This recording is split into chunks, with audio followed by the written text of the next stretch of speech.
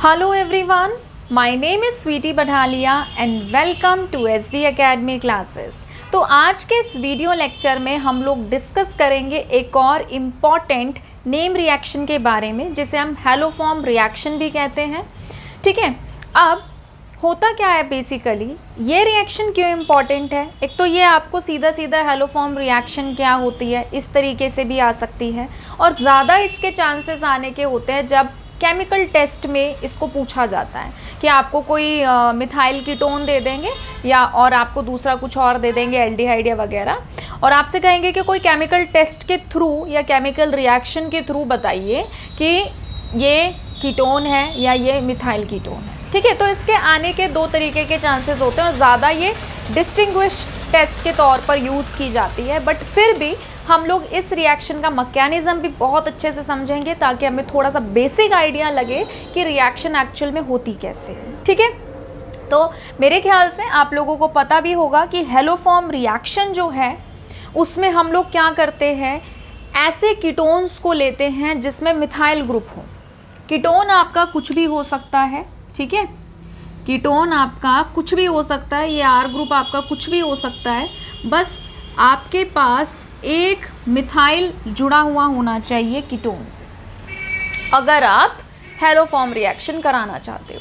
ठीक है, उसके बाद हम लोग क्या करते हैं, इसमें हैलोजन डालते हैं बेस के साथ, जैसे कि हमने X2 डाल दिया, Cl2 Br2 I2 कुछ भी हो सकता है विद NaOH। ठीक है, तो ये क्या करता है, एक तो हमें सॉल्ट देता है, एक हमें क्या करता है, ये सॉल्ट देता है, और एक हमें क्या देता है, ये हेलोफॉर्म CHX3। CHX3 को हम क्या कहते हैं, दिस इज योर हेलोफॉर्म। अगर X आपका क्लोरीन है तो आपको मिलेगा CHCl3, इसको हम बोलते हैं क्लोरोफॉर्म, जिसको सुंघा के बेहोश कर देते हैं, दैट इज क्लोरोफॉर्म। ठीक है, अगर हेलोजन ब्रोमीन है तो ये बनाएगा CHBr3, जिसे हम बोलते हैं ब्रोमोफॉर्म। अगर हेलोजन है आपका आयोडीन, ये बनाएगा CHI3, that is iodoform. Clear है? ठीक है, पढ़ रखा है आपने, चैप्टर के बीच में आती भी है रिएक्शन एल्डिहाइड कीटोन के टाइम पे। अभी तो हम बस मेन फोकस हमारा क्या है, इंपॉर्टेंट रिएक्शन का एक अलग से प्लेलिस्ट बना के उसको विद मैकेनिज्म समझना, क्योंकि चैप्टर में हम लोग मैकेनिज्म नहीं समझते, आपके सिलेबस में नहीं है, बट फिर भी मेरा मोटिव ये रहता है कि बच्चों को पता हो कि भाई रिएक्शन कैसे हो रही है ना। इससे पता क्या होता है, इससे आपके ना रट्टा मारने के जो चांसेस होते हैं, प्रोबेबिलिटी होती है, वो बहुत मतलब कम होती चली जाती है।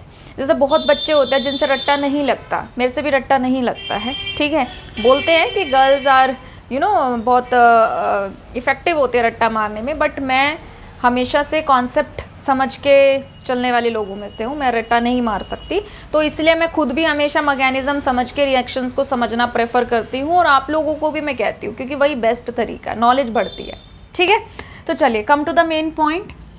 हम लोग मिथाइल कीटोन लेते हैं, हेलोजन डालते हैं बेस के साथ, और हमें सॉल्ट मिलता है, सोडियम सॉल्ट, और हमें मिलता है हेलोफॉर्म। जो भी हेलोजन हम यहाँ पर लेंगे उसके हिसाब से हमको मिलेगा chloroform, bromoform, iodoform and so on. ठीक है, अब देखिए होता क्या है बेसिकली, जब हम हेलोजन लेते हैं, ठीक है, जब हम हेलोजन लेते हैं, जैसे कि मान लीजिए सपोज आपने हेलोजन, चलो मैं अभी X2 ही लिख रही हूँ, ठीक है, आपने हेलोजन लिया तो वो क्या करता है, बेस के साथ रिएक्ट करके दो चीज़ें बनाता है। एक तो बनाता है वो NaOX, जिसे हम बोलते हैं सोडियम हाइपोहेलाइट, ठीक है, और दूसरा होता है NaX, जिसे हम बोलते हैं सोडियम हेलाइट। अब जैसे कि फॉर एग्जाम्पल हम लोगों ने क्या किया,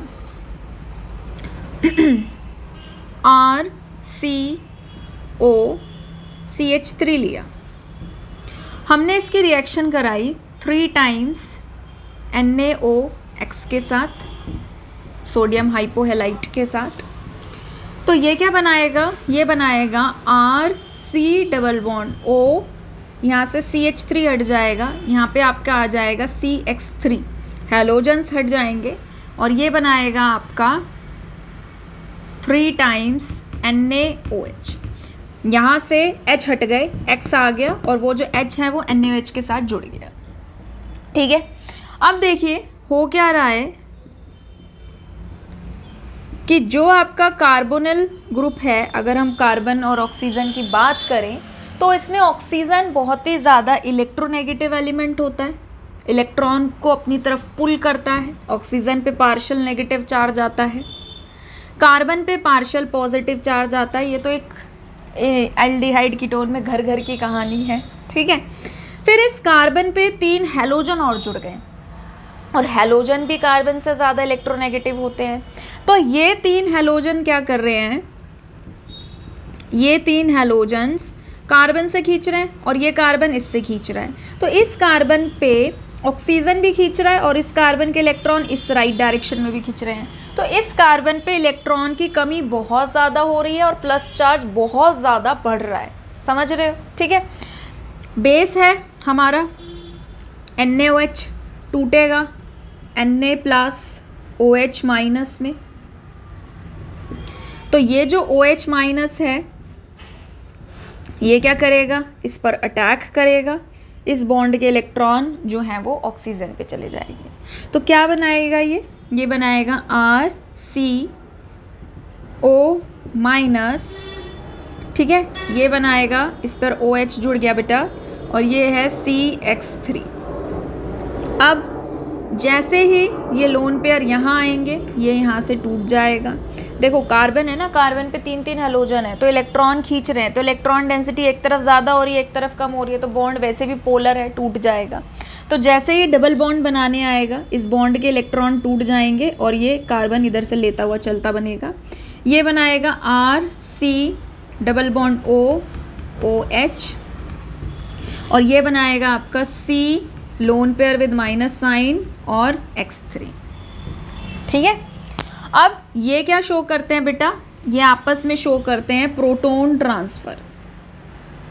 ये क्या शो करते हैं, ये करते हैं प्रोटॉन ट्रांसफर। अब ये H जो है, ये जो प्रोटॉन है H प्लस वहाँ चला जाएगा और ये बनाएगा RC डबल बॉन्ड